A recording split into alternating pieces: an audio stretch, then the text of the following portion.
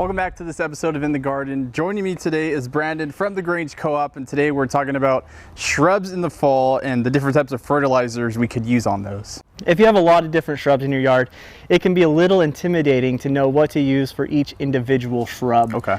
So going to your Grange and seeing the G&B wall, typically we have a large selection of G&B fertilizers.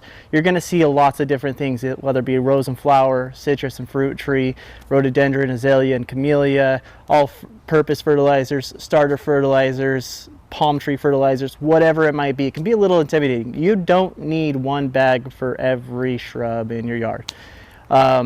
The best thing to do is, if you have a wide variety of shrubs that don't need something specific, use an all-purpose fertilizer. That is going to be your best bet.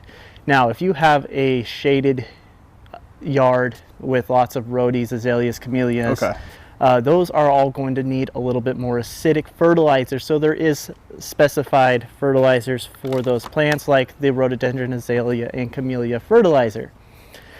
If you have fruit trees, citrus shrubs, things like that in containers at your house, again, there are specific fertilizers for those things that are going to help give them the micronutrients that they need specifically. And so when you do use a product like these, how long would it make? Does it just make your shrubs last longer than what they usually would if you didn't use this at all?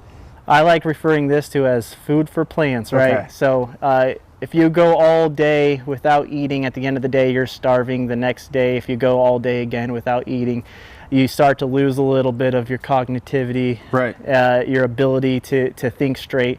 Plants are the same way. And is there any issues when it comes to watering or sort of that maintenance after you laid this all out?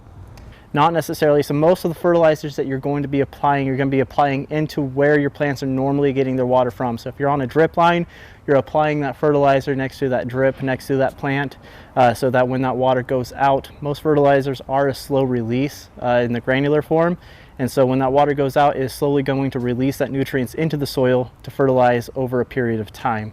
For these products specifically, it's going to be every 2 months. So if someone goes into the Grange Co-op and they have a question about fertilizers or shrubs, is there anything else that they should know about the products? Absolutely. The number one thing to remember when going in and buying fertilizers is to not get intimidated. If you have any questions, come find one of the experts at your local Grange. We will be able to answer your needs and get you the correct fertilizer for what you're looking for. Awesome. Well, thank you, Brandon, and that's why you're the expert. So if you have any of those questions, go see Brandon or head to a Grange Co-op near you, or you can head to our website, ktrv.com.